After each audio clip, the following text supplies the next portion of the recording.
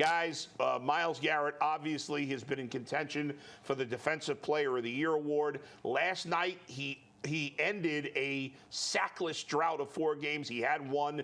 I think he had like 11 pressures in this game, some ridiculous number. He was in the backfield. He's playing against Mekhi Becton, who outweighs him by like 100 pounds. Yeah, but they did a great job of showing him getting leverage. I thought he was outstanding last night. He looked back to his normal self. Do you guys believe that he locked down the Defensive Player of the Year award last night? Well, I think it's come down to him and Micah Parsons, I think, are the 2 heavy favorites. Obviously, you got to see what Micah Parsons Well, just because Vegas has it that way doesn't necessarily mean it's the case. That's true. But both of them really have direct impacts on the game. I think what I like about Myles is that he's playing the run game really well. Obviously, he didn't have the sacks for those, 3 or 4 games, but he still was very heavily involved in the run game. And teams still have to game plan around Myles Garrett. He still has, last night, just completely lived in the backfield. I mean, some of the plays that he was making, he definitely looked back to his old self. If he continues to play, well, we don't know. Seeing how this game goes with Baltimore and Miami, we don't know if he's going to play next week or not. If that was his final performance and that's the last thing that these voters see, I would definitely say he would win DPOY. He should win it. Absolutely, he should win it. I hope he does. I think it's going to be a really interesting conversation if Baltimore locks up the 1 seed. I'd like to be a fly on the wall in the room when Myles and Kevin sit down and Kevin tries to tell him, maybe you should sit this one out. You know Myles Garrett's going to want to be on that field. I mean, he was on the field at the end of the game when the game was over. Yeah, you're going to have a hard time dragging him off that field, but I do think it's probably the right call to sit him if there's nothing left to play for. But I think he's done enough. And I didn't see it. Obviously, I was at the game. I didn't see the broadcast. But I guess the broadcast did a nice job of integrating some of those advanced metrics that show how dominant he has been, even though you can't just go off of one column. You can't just go strictly off sacks. And hopefully the voters don't do that where they just look solely at the sacks. Hopefully you look at overall impact. You look at some of the injuries that they've had, the way he's carried this team defensively. And also this sometimes does become sort of a lifetime achievement award. Whether you like it or not, okay, this guy's due. He hasn't had it yet. We'll go ahead and anoint it to him. Myles doesn't have one yet. Now should be the time he should win it. Yeah, in my mind, this is a no-brainer. I think Myles Garrett has clearly been the best defensive player this year, whether he plays in the last game or not. He's had a tremendous season. Even with a much improved defensive line, he still gets double teamed way more than anybody else because everybody in the league knows he is the scariest guy you have to face. And that's no disrespect to TJ Watt. He's a great player and teams care about him, but he is not the dominant force. If you put those guys in the exact same situation, Myles Garrett's going to come out on top. And I saw some guy I never heard of who writes for the USA Today say, well, TJ Watt's got 2 more sacks and TJ Watt's got 7 more tackles and he scored a touchdown.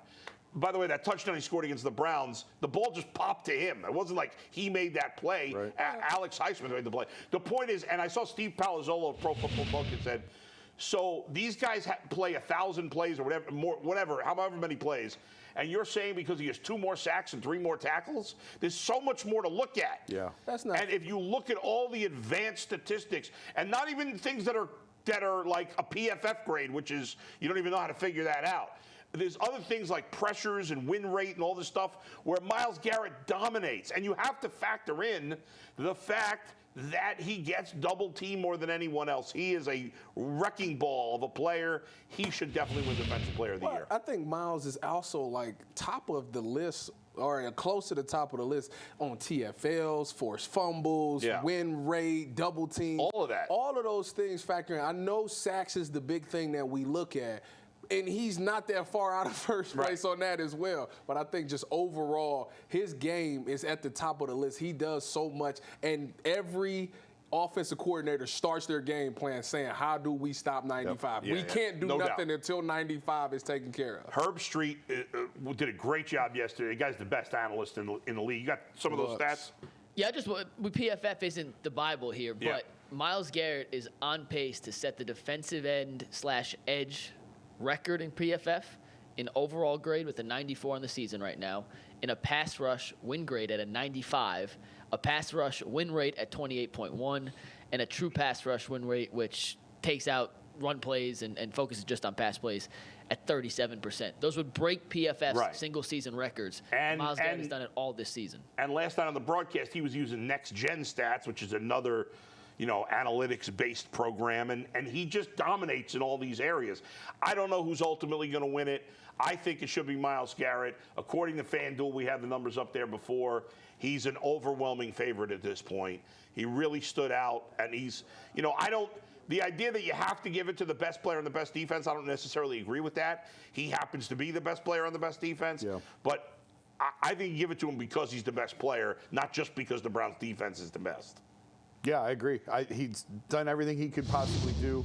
He's fought through injury. He's had the shoulder issue the last few weeks. I thought it affected him for a couple of weeks, and lately, the last couple of games, he feels like he's back to himself. I ain't hearing that touchdown thing either, because the Colts game, he stripped the ball. It just didn't land in his lap. Right. Somebody else got it, but that would have been easily his silly. touchdown. That makes no sense. Fortunately, I think that that type is in the minority. I think that voters to this point are a little bit more polished and a little bit more advanced in how they look at these things. By the way, real quick, we talked about how he could win Defensive Player of the Year, Stefanski can win Coach of the Year, Joe Flacco. I know they're going to give it to DeMar Hamlin. I'm not so sure. Which they shouldn't. I'm not so sure. And DeMar Hamlin, you give him a separate type of award for being alive, right? He was dead and now he's alive. He's played one game all season. I don't know how he's comeback Player of the Year. Yeah. Joe Flacco should become. He's the best story in the NFL. And isn't there an award for Best Assistant Coach of the Year? Yeah. That's got to go to Jim Schwartz, no? Yeah. There you go. All right, Mike, you got to read for us. What do you got?